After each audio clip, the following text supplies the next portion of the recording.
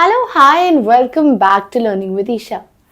We are in this series जहां हम life processes में अलग-अलग systems की बात कर रहे हैं.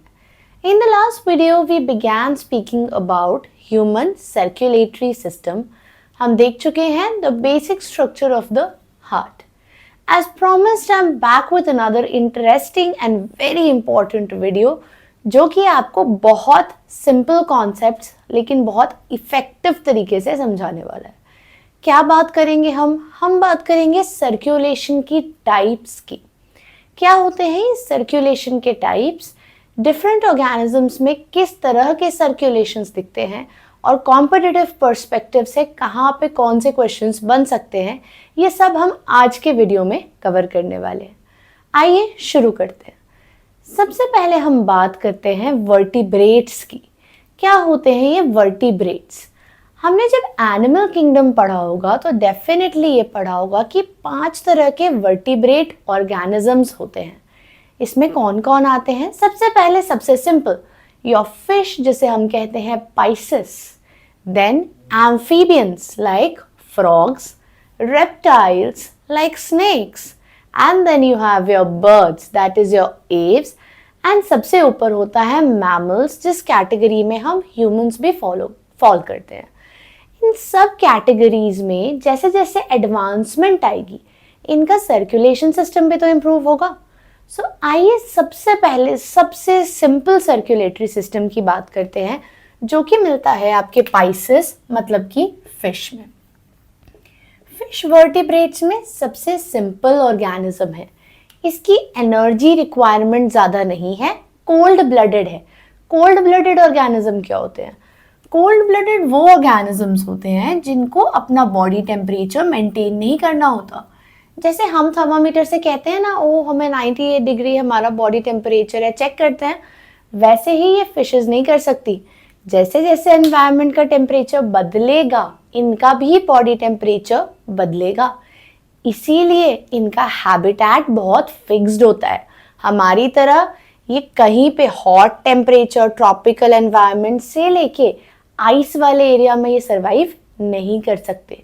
सो ये कोल्ड ब्लडेड एनिमल्स अपना बॉडी टेम्परेचर मेंटेन नहीं करते, इसीलिए इनकी एनर्जी रिक्वायरमेंट भी बहुत कम होती है. कम एनर्जी रिक्वायरमेंट मतलब कम ऑक्सीजन में भी काम किया जा सकता है. कम ऑक्सीजन मतलब simple circulatory system will also work. So the important organ of the circulatory system, heart, in the fish will have only 2 chambers. Okay, so the heart is of 2 chambers. Which are those 2 chambers? We know that we have one ventricle and one atrium, right? So let's just draw simply 2 chambers. देखते हैं ये circulation actually काम कैसे करता है. सबसे पहले हम डीऑक्सीजनेटेड ब्लड की बात करते हैं जिसमें ऑक्सीजन प्रेजेंट नहीं होता. हम जानते हैं ना, ब्लड सेल्स में जाता है, सेल्स कार्बन डाइऑक्साइड रिलीज करते हैं, वो ब्लड ले लेता है, उन सेल को ऑक्सीजन पहुंचा देता है, और अब इस कार्बन डाइऑक्साइड कैरिंग ब्लड को हम कहते हैं deoxygenated blood. So what happens, सबसे पहले ये डीऑक्सीजनेटेड ब्लड बॉडी से एट्रियम की तरफ मूव करता है. एट्रियम से ये ब्लड वेंट्रिकल के अंदर मूव करता है. वेंट्रिकल से ये ब्लड पंप आउट हो जाता है टू दैट ऑर्गन जहां ऑक्सीजन ऐड होता है. क्या आप मेरी रेस्पिरेशन वाली वीडियो से रिकॉल कर सकते हैं कि फिश में ये रेस्पिरेटरी ऑर्गन कौन सा होता है? आई hope you guessed it right. This respiratory organ is nothing but your gills.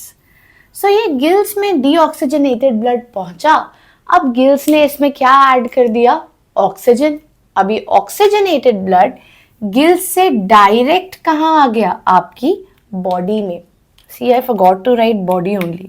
So here it has come in the body. Now in this cycle, notice one important thing. कि ये जो blood है heart से कितनी बार पास कर रहा है. Body से चला, हार्ट में एक बार गया, एट्रियम से वेंट्रिकल, फिर गिल्स में गया, गिल्स से बॉडी में आ गया. सो बॉडी से बॉडी तक के रास्ते में हार्ट से एक ही बार ये ब्लड पास होता है. Therefore, this kind of circulation will very correctly be known as single circulation.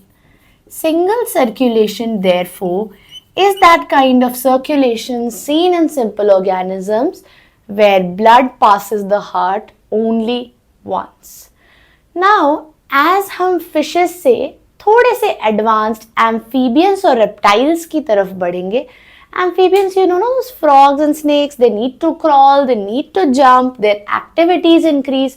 So definitely their energy and requirement will be more than just a simple fish that has to swim around, right?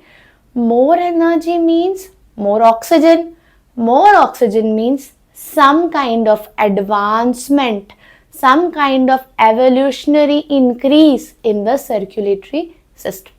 आइए बात करते हैं कि इस single circulation के ऊपर क्या improvement देखा गया है in amphibians and reptile. Amphibians और रेप्टाइल्स में अब हम 2 चेम्बर्स से बढ़ के आ चुके हैं एक 3 चेम्बर्ड हार्ट तक. So first important point is that they have a 3 chambered heart. ये 3 चेम्बर्ड हार्ट में एग्जैक्टली क्या क्या कंपोनेंट्स होते हैं, यहाँ पे 2 बॉक्सेस बनाएंगे रिप्रेजेंटिंग योर एट्रियम एंड नीचे वाला रिप्रेजेंट करेगा आपके वेंट्रिकल को. हम लास्ट वीडियो में ऑलरेडी डिस्कस कर चुके हैं कि एक फ्लिप्ड इमेज है, राइट. सो जो मुझे यहाँ पे राइट दिख रहा है ये एक्चुअली लेफ्ट एट्रियम है और ये वाला आपका राइट एट्रियम है. सो 2 atrium and 1 ventricle. Now see what happens here. Again इसमें हम ब्लड का पाथ ट्रेस करने की कोशिश करते हैं. सबसे पहले हम शुरू करने वाले हैं बॉडी से. सो बॉडी में सेल्स है, डेफिनेटली ये कार्बन डाइऑक्साइड ऐड करेंगे, डीऑक्सीजनेटेड ब्लड होगा. ये डीऑक्सीजनेटेड ब्लड पहुंचेगा सबसे पहले आपके राइट एट्रियम में. राइट एट्रियम के थ्रू ये वेंट्रिकल में आएगा और वेंट्रिकल इसको पंप आउट करके बाहर भेज देगा एक ऑर्गन तक जो यहाँ पे क्या ऐड करेगा, oxygen. I hope you remember यहाँ पे हमारे पास लंग्स नाम का ऑर्गन प्रेजेंट हो चुका है. सो यहाँ पे है हमारे पास लंग्स. इसके अलावा एडिशनली एम्फीबियंस क्या करते हैं, स्किन के थ्रू भी थोड़ा सा ऑक्सीजन लेते हैं. सो लंग्स और स्किन के थ्रू यहाँ पे ऑक्सीजन ऐड होने के बाद ये ऑक्सीजनेटेड ब्लड आ जाएगा आपके लेफ्ट एट्रियम में. अब ये लेफ्ट एट्रियम इस ब्लड को कहाँ डाल देगी, वेंट्रिकल्स, जहां से ये ब्लड पंप आउट हो जाने वाला है to the body. What is the unique thing over here guys, please note कि वेंट्रिकल एक ही है. आप ऑक्सीजनेटेड डीऑक्सीजनेटेड का सिस्टम बना तो रहे हो लेकिन ये ब्लड वेंट्रिकल्स में तो मिक्स हो ही रहा है ना. सो यहाँ पे हम कंप्लीटली ऑक्सीजनेटेड ब्लड इसको ना कह के मिक्स्ड ब्लड कहते हैं. This is not completely oxygenated as there is some mixing of blood in the ventricles. Here we see कि 2 सर्किट्स हमें विजिबल होते हैं. 2 सर्किट्स मतलब हार्ट से ब्लड ट्वाइस पास करता है. आइए एक बार देखें कैसे. बॉडी से चला, सबसे पहले हार्ट आया, ठीक है, एक बार ही आ गया. फिर चला, फिर लंग्स में गया, फिर लंग्स से हार्ट में आ गया, दूसरी बारी आ गया और फिर लौट के ये बॉडी तक आया. आप सर्किट कैसे नोट करते हैं, जहां से शुरू हुआ वहां तक लौटने तक कितनी बार आपका ब्लड हार्ट से पास हुआ. यहाँ पे ब्लड 2 बारी हार्ट से पास हुआ. 2 बारी हार्ट से ब्लड पास होने का एक एडवांटेज है. देखिए क्या, जब ये बॉडी से चला ना ब्लड, हार्ट में आया, हार्ट से फिर ये लंग्स में गया. लंग्स में ये क्या होती है, थिन कैपिलरीज के थ्रू पास करता है ताकि ऑक्सीजन ऐड हो जाए. यहाँ पे ब्लड की स्पीड बहुत कम हो जाती है ताकि उसको थोड़ा टाइम मिले कि ऑक्सीजन ऐड हो.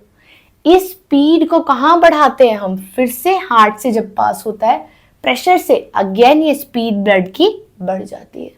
This means there is a faster circulation of blood in the body. Faster circulation means more oxygen, more energy. This is a system which is called a incomplete double circulation. Incomplete double circulation क्यों कहते हैं इसको, क्योंकि ventricles में mixing of blood होती है. अगर हम नोट करें यहाँ पे कंपटीशन से 2 इंपॉर्टेंट सवाल, तो वो ये बन सकते हैं कि कौन से ऐसे एम्फीबियंस और रेप्टाइल्स है जहां ये इनकम्प्लीट डबल सर्कुलेशन दिखती है. तो मैक्सिमम फ्रॉग, स्नेक सब में ये ऐसे ही दिखती है. Where is the exception? The exception is observed in the case of turtle. What happens in a turtle is कि ये दो एट्रियम और एक वेंट्रिकल में, वेंट्रिकल्स में पार्शियल डिवीजन दिखती है. ये पार्शियल डिवीजन का क्या फायदा है कि ब्लड की मिक्सिंग थोड़ी कम होती. सो टर्टल्स में as compare to other amphibians और reptiles availability of energy oxygen क्या होती है, ज्यादा होती है. So you might be asked a question, name an organism from this category where the ventricle is partially divided. This category is of turtle. Next important question comes of crocodile. Please remember, crocodile is a reptile that doesn't have three, doesn't have incomplete four, but rather has 4 chambers in the heart. This is very important question. So crocodile has a 4-chambered heart. Exactly हमारे तरह यहाँ पे mechanism operate करने वाला है. आइए अब बढ़ते हैं to the warm blooded organisms की category, that is birds and mammals. यहाँ पे हमें एक proper beautiful 4-chambered heart दिखने वाला है. Let's talk about that. Now let's try to step by step understand कि birds और mammals में क्या हो रहा है. We have already discussed the heart in this case is going to be 4-chambered, having 2 atrium and 2 ventricles. So let's begin this time, not from the body, but let's begin from the oxygenated blood side, so that it will give you more conceptual clarity, right? So step by step देखेंगे हम. ये exams और हर perspective से बहुत important होने वाला है. सबसे पहले शुरू करते हैं लंग्स से. अब लंग्स में डेफिनेटली ऑक्सीजन ऐड होने वाला है और एक ब्लड वेसल इसको लेके आने वाली है to the left atrium. I hope you recall from the previous video, the name of this blood vessel is a pulmonary vein. So pulmonary vein अब इसको लेफ्ट एट्रियम में ले आई. आपका first step complete. Left atrium में क्या होने वाला है, blood is going to get filled. So let's quickly write this down. The first step is blood comes from lungs to the left atrium via pulmonary vein. Second step is going to be that the left atrium is going to get filled with blood. जब ये fill हो जाएगा definitely यहाँ का हमारा valve open होके ये blood आने वाला है हमारे लेफ्ट वेंट्रिकल में. So the second step is valve opens and the blood comes into your left ventricle. So जब लेफ्ट वेंट्रिकल में ऑक्सीजनेटेड ब्लड आ चुका है, अब ये वेंट्रिकल ब्लड से क्या होने वाला है, फिल. जब वेंट्रिकल ऑलमोस्ट 3/4 फिल हो जाता है, ये वेंट्रिकल कंट्रैक्ट करता है. कंट्रैक्ट करके क्या करता है, पूरे ब्लड को बाहर पुश आउट कर देता है. हम जानते हैं ये ब्लड पुश आउट हो जाता है और जाता है बॉडी के पास थ्रू अ ब्लड वेसल जिसका नाम हम डिस्कस कर चुके हैं है aorta. So aorta oxygenated blood ले आ चुकी है अब to the body. This is going to be your step number 3. Now blood is pumped out via aorta to body. Now in the fourth step what is going to happen? अब ये body के sales को ये क्या दे देगी, oxygen यहाँ पे दे दिया, नरिशमेंट न्यूट्रिशन दे दी, और इससे क्या पिकअप कर लेगी, ये डेफिनेटली पिकअप कर लेगी waste material and carbon dioxide.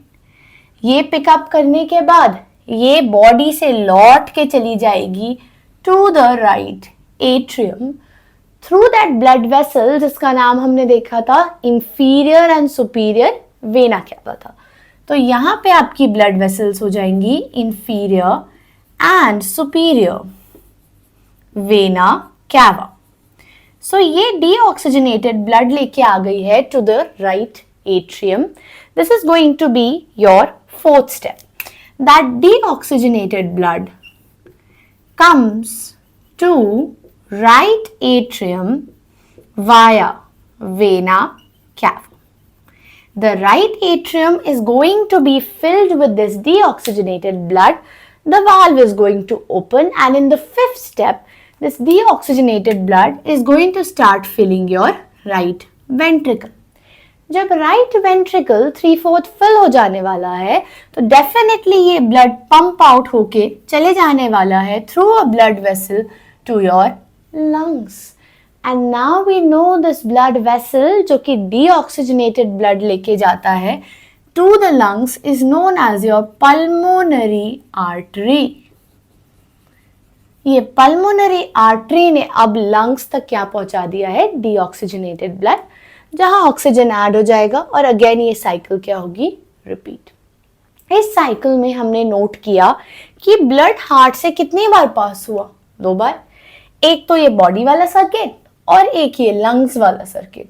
So therefore this system is known as complete double circulation. ये कंप्लीट है यहाँ पे. This is complete double circulation. यहाँ पे ये जो दोनों सर्किट्स हैं, एक लंग्स वाला और एक बॉडी वाला, इन्हें डिफरेंट नाम दिए गए हैं. The circuit through the lungs, this whole cycle is known as your pulmonary circulation. Pulmonary, I have already told you several times कि word use होता है for the lungs. This is your pulmonary circulation. और ये heart और body के बीच का जो cycle है इसे हम कहते हैं सिस्टमिक सर्कुलेशन. Systemic circulation. और इसी तरीके से हमने अब कवर कर लिया है डबल सर्कुलेशन का सिस्टम भी. मैं आपको 2 वर्ड और बताती हूँ आज. एक वर्ड है सिस्टोल और एक वर्ड है डायस्टोल. क्या है ये सिस्टोल और डायस्टोल? आइए समझते हैं. जब सबसे पहले मान लीजिए बॉडी से ये ब्लड आके फिल हो रहा है राइट एट्रियम में, हार्ट बड़े रिलैक्स्ड कंडीशन में. क्या हो रहा है? सिर्फ ब्लड फिल ही तो हो रहा है, कुछ प्रेशर नहीं लग रहा, कुछ फोर्स नहीं लग रहा. इस रिलैक्स वाले फेज को हम कहते हैं as the diastole. So the relaxed phase of the heart is known as diastole. But जब ये आ गया systematically into the ventricle, ventricle fill हो गया, प्रेशर से blood will be pushed out to the body. This phase of contraction, this phase of high pressure, this phase जहाँ force लगता है is known as what? It is known as systole. So the phase of contraction where pressure is applied, pumping really happens is known as the systole. जब आपने कभी sphygmomanometer, that instrument जिससे हम blood pressure measure करते हैं, उसमें ये number जरूर सुना होगा 120/80.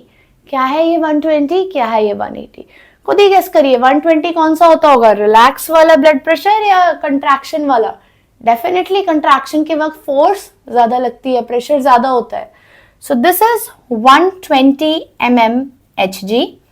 रिलैक्स वाला ब्लड प्रेशर होता है 80 mm of Hg. What is Hg? जब आपको बुखार होता है, आप थर्मामीटर देखते हैं, उसके अंदर मर्क्यूरी होती है, राइट? So this mercury का लेवल का rise is indicative of a lot of parameters. ये mmHg उस mercury के लेवल का इंडिकेटर होती है जो कि स्फिग्मोमैनोमीटर नाम के इंस्ट्रूमेंट में प्रेजेंट होती है. So the ideal range, the perfect blood pressure is 120/80. Above 140/90, we know it as high blood pressure.